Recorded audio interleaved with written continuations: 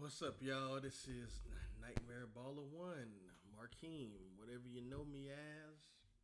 I am here. This one's gonna be short. Just want to talk about the G1 Climax, how I feel since everything went down, since the last time I talked about it, which was on Blue Moon. The semifinals, some of my favorite matches, and just how I feel overall about New Japan Pro Wrestling. Um, Here's the thing. I know that I'm trying to think of the right words I want to say. I've been a pro wrestling fan since before I can. I've been since I don't know, since a baby, since birth. You know what I mean? And there's only been maybe a handful of times where I've been like truthfully invested in like what a company does. I live and died by a company, etc., etc. You got the original ECW from about 19 when I started following 96, but I was watching like old 95 shows at the time. But let's just say 96, from about 96 until his death. Even when it got worse, I still was, Ring of Honor from '07 until I don't know. For a while though, for a while until like the 2010s, like the mid 2010s. Um, Pro Wrestling Noah from about 2007 to 2014 ish, 20 the end of the Suzuki Gun stuff till about then. Chikara, obviously, its entire inception, pretty much from when I really started following, which was '06, till basically the death and then the return, all that stuff. Chikara the entire time, basically. And New Japan Pro Wrestling. At different points in my life, some more than others, right? All right. Thought I had a booger, I don't. Some more than others. Like in the 90s, I used to love Jushin Thunder Liger. That was my guy. Um, Obviously I was like into the juniors back when I was young. Kind of tapered off a bit because it went into a direction I didn't really like in like the early 2000s. I'm not one of those people though that says there's nothing there and it was just so dark and terrible and blah blah blah. And were they really drawing money? No, not really, but there was good stuff there. You know what I mean? So I'm not one of those guys.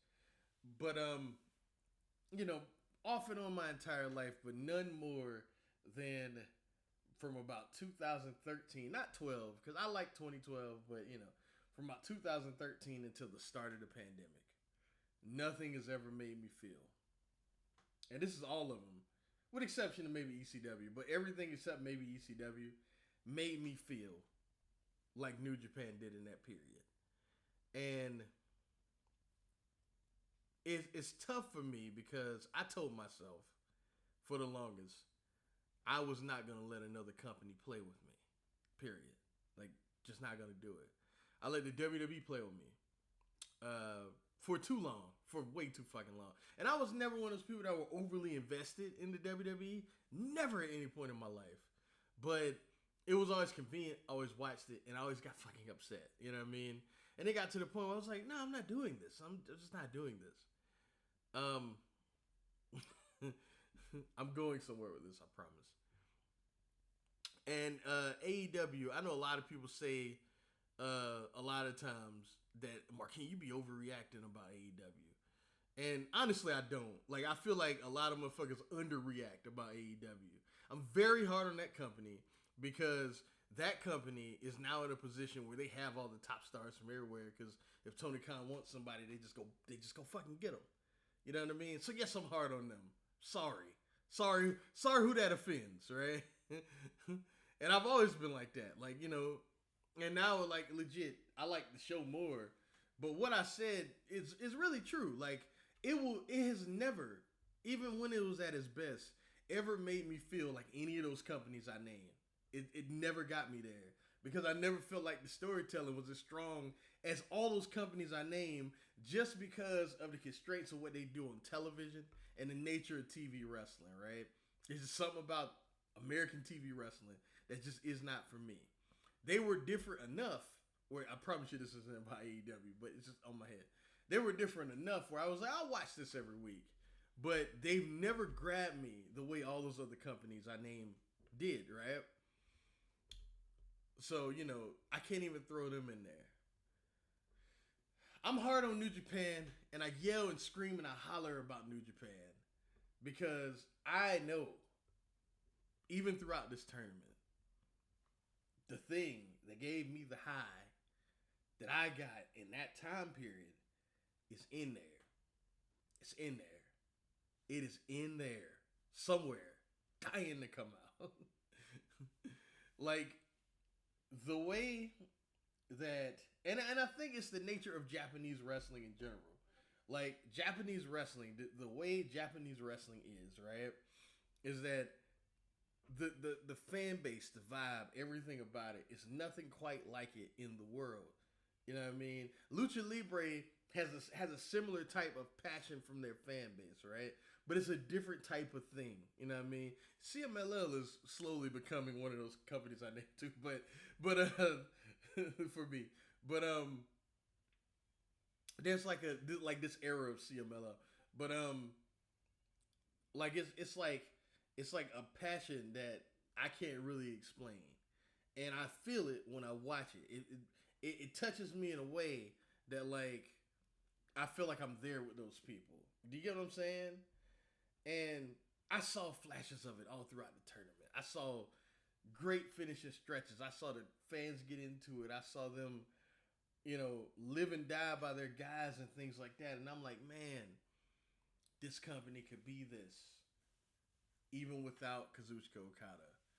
Even without Will Ospreay. Even without Tetsuya Naito. Even without Jay White. Even without Tanahashi, who's retiring. All these people.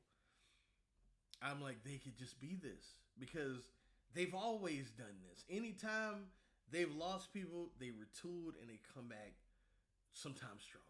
You know what I mean? That's the like people were concerned in 2019 when the Elite left, and people in Japan didn't give a fuck about them the way people over here did. That's another story. But when that happened, they were like, all right, bet. Will Ospreay, Jay White, it's y'all turn. And in 2019, they made more money than they made the year before. You know what I mean? And the year before that. You know what I'm saying? So it's like, it's not about, people bring up Tony Khan, and people bring up Tony Khan like signing people, right? And, their partnership with, New Japan and all that stuff, and who benefits who and things like that. And shout out to Big Rat 310 Kid. He made a funny joke, and it's kind of true. He called Gato Carlos Gato Silva. Because if you don't know, Carlos Silva is the president of TNA Wrestling, and the WWE has kind of been getting over on them. It's way worse than this, but I get the point he was making. But it's way worse than this, but yeah, I get his point, and like it's accurate, man, because they just decided who's gonna face Zack Sabre Jr. for the world title at Forbidden Door in a 4-way, and in that 4-way you had a commentator and two people that never win, and Hechicero, awesome, but you had a commentator and two people that never win, and the commentator won the match, and he's getting a world title shot. The way you can avoid this being all funny and like a meme or whatever, like the way you can avoid that is just by having Zack Sabre Jr. call him out. and then we avoid all this, you know what I mean? But it makes you look Bush League when you do that, you know what I'm saying? Because Nigel's a commentator. Alright, man, but it makes you look bad. But even with that being said, I don't know. I'm chasing that high. And I think I need to accept that pro wrestling will occasionally give me that dopamine. It will occasionally, and Stardom does it for me too. I love Stardom. But it will occasionally give me that dopamine. It will occasionally make me feel like that.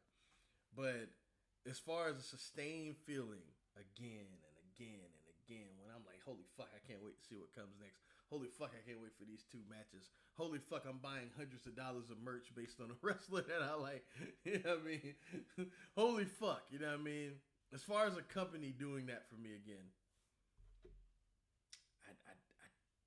it's probably never gonna happen again. I probably won't see it. You know what I mean? I probably won't see it because unless there are real significant changes with a company like New Japan. Unless Pro Wrestling Noah, which I doubt because they've always done this, stops pushing old dudes at the top of the card. They've always done this though, so it's probably never going to stop. But unless that drastically changes one day, and then probably not. Uh, unless some renaissance happens and All Japan Pro Wrestling becomes what they used to, which it's probably not gonna happen. Um, I'm not blaming AEW, but again, like people get so upset when I criticize them, right? And like I'm not blaming them, but just by the nature of the beast, they can never be what I want them to be. They can never be what I want them to be. I come in, I enjoy what I enjoy. I think pay-per-views all deliver because they have great wrestlers, and during the pay-per-views they let great wrestlers for the most part have great matches, but it'll never be exactly what I want it to be. So, you know what I mean? It will never be that. I think that's over. I think that's over. I think that I expected to come on here and holler and scream and all that stuff about Evil being in the G1 final, right?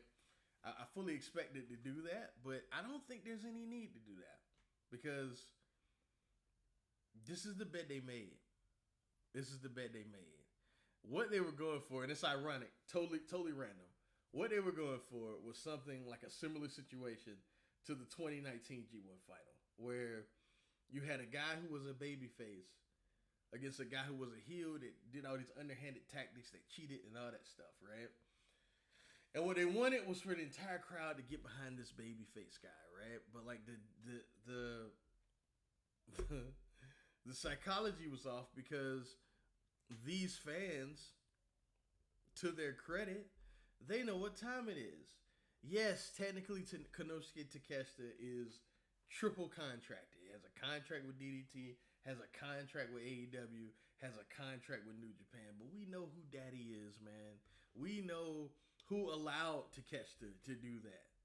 And we know if Daddy says, I need you on Wednesday, you're going to be there Wednesday. Damn whatever tour, you know what I mean, they got planned in New Japan. And those people don't want to get behind somebody that is not available to them like the rest of the roster is. It's not going to happen. So when you have this dude who all year the fans hate Evil, all year they hate him, but then you have this guy who's this part-time dude. I wouldn't even necessarily call Takeshita a part-timer. He literally is everywhere all the time. But the thing is that they know he's never going to be theirs. That's the problem. You know what I mean? So these people were wise enough to know I'm not going to just cheer this dude and get behind him because I know this guy isn't mine. They know that. So the psychology was off. The reason why, and this is not me glazing, but it's one of my favorite G1 finals because it's so different. The reason why 2019 worked is because those people knew Kota Ibushi was their guy. At the time he was signed, he wasn't going anywhere. He's been on all the tours. He's been doing all this stuff. And this dude is winning matches in a way we don't like. That's why it created an atmosphere unlike anything I've ever seen in New Japan Pro Wrestling. The entire time I've been a fan.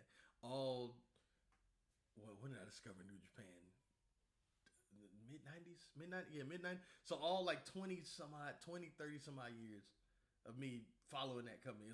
It's an atmosphere unlike anything I've ever seen because of the dynamics. You know what I mean? They were trying to do that with Takeshita and Evil. But it didn't work as well because Takeshita's not their guy. In a vacuum, though, I have to be honest. All I can be is be honest. I thought it worked. I thought by accident it worked. I thought that the guys in the match worked their asses off to make sure that it worked, right? Let's talk about Evil even being there, right? So he beats Yota Tsuji to advance to the G1 final, and my God, can they? It's like I understand the need to want to keep someone like Evil strong-ish. I get it because he won the world title during the pandemic, and people go, that's what killed New Japan. We really don't know because again, pandemic wrestling in Japan, like we don't know what the fuck was really drawing anything because the pandemic. So I don't. And he was only the champ for 2 months, so I think people overreact about that. I think they overreact about that. He was the champ in June and lost it in August. It's really not that big a deal. And it's never been the world champion again. That's not that big of a deal. But them doing that sent the message that this guy at any moment could be at the top of the card. At any moment, right? The problem is that now they have doubled down so much on him being pushed. And it just hasn't worked the same because what makes this act, and again, I'm fair. I don't love these matches either, but I know I've said this before, but I always try to be fair. What makes this act work is that they're not dominating the card. There's maybe one, maybe two matches on each card that doesn't have a whole lot of consequence. A lot of times it's for, maybe something like a never title or even like the global title or something like that. Occasionally the world title. But it's never been like the focus point of a big event. And Evil was the focal point of this G1. When this was a year where you needed to really lean into the youth. Because this final really hammers home the point that these people want to get behind their own guys. Just with the nature of what pro wrestling is right now, they want to get behind their guys. And it doesn't work when you decide to choose a guy like Evil because A, he's older, B, he's a heel. You know what I mean? And then C, this is not sustainable. These main events are not sustainable. He can pop an occasional house, but you saw what happened during this G1, man. And it wasn't just him. It's not just him. But him being the focal point that he was for a lot of this tournament did not help a lot of these A-block shows in terms of attendance. It didn't. It didn't. Just being objective, it did not. It didn't. It didn't. When you do it occasionally, less is more. Basically, less is more. But it was so much this tournament that, like, you know what I mean? Like, it became what? But I thought the final played into both of the characters, flawlessly, I think there were moments where Takeshita was being nasty because he kind of felt that the crowd was cheering Evil. Obviously, Evil has to do the stick. It would be weird. It would be weird if he got to the final and then all of a sudden just wrestled clean. They had to do at least some of the House of Torture stuff. And I think if it went on just a little bit less, I think this match could have really been special. You know what I mean? It went on for about 10 minutes. And then the last I forgot how long it was, but the last 11 minutes or so, they were just wrestling and trading bombs. And it was dramatic, tense, fucking awesome pro wrestling. You know what I mean? And Walker Stewart had a really great call during the match where he was like, it's never been the man. It's always been his tactics. What makes this so egregious is that we're seeing the soul of a champion. Evil is a damn pro wrestler. And I was like, that's literally the issue. That's literally the issue. But because when people go, he's terrible, I was like, bro, he's never been terrible. It's just this gimmick. It's gimmick, man. And again, to the fans in Japan that still follow New Japan, he matters to those people. And when I said that, when I said that, right, it was like people was like, you know what you're talking about. But this just G1 final, I'm telling y'all, he does matter. The problem is they leaned into it too much. When I tell people it can work, it sometimes does work. This is an example. It just shouldn't have been the final of this tournament. It just shouldn't have been the final. But yeah, man, yeah. All in all, I legitimately thought, other than some of the booking at the end, I thought this was a good tournament. There are matches all through this tournament that I really enjoyed. I really like Yuya Uemura and Rohei Oiwa. I really like that in Korakuen. That was one of my favorite matches of the tournament. My match of the tournament was actually the quarterfinal match to advance to the semis between Finley and Takeshita. I fucking love that match. And y'all will hear more about that. I will assume probably later. Well, maybe not. It's probably not gonna be my top 10. But damn it, I thought about it. God damn it, I went 4 3/4 on that. I really, really, really like that match. I thought those two bust their ass and told a fucking phenomenal story, man. I love it. I love that match, man. I really 17 minutes of just high octane, balls to the wall, two dudes going after it, bro. I love that match. And it was stuff like that through the tournament, man. I thought it was good. Not a great tournament. I thought it was good, but again, man, the dynamics of this company, it's like Gato is so disconnected from what he needs to do. In addition, in comparison to what he wants to do, he needs to strap a rocket to one of the young guys. He needs to do it. I like it's funny because Chase Cedu 9590, he bought it up. What was that? 2023 when Yoda Tsuji came back. He should have just beat Sonata. And at the time, I was like, man, they never do that. They only do that on rare occasions. Well, that should have been a rare occasion. In hindsight, it really should have been. Because I feel like if you do that, you can still do all this stuff that you've been doing. I really believe it. You can do all this stuff that you've been doing. And the fans will know Yoda Tsuji is not nothing to play with. They will know, like, that's the guy we chose. You know what I mean? They know at any moment you can heat this dude up. And I don't know if they necessarily believe that. I don't know if those fans believe that now. I don't know if they believe that. Because you done played with it so much. You done played with them so much. But yeah, all in all, I don't think it's as doom and gloom as people are saying, but I don't think I'm be yelling about this anymore, man. I don't think I'll be yelling about this anymore. I think I'm done. I think I'm done with that.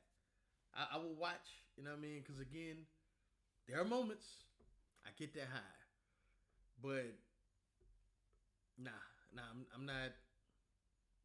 For what? For what, man? For what? For what? But I'll holler at y'all, man. That's all I really got to say. Peace.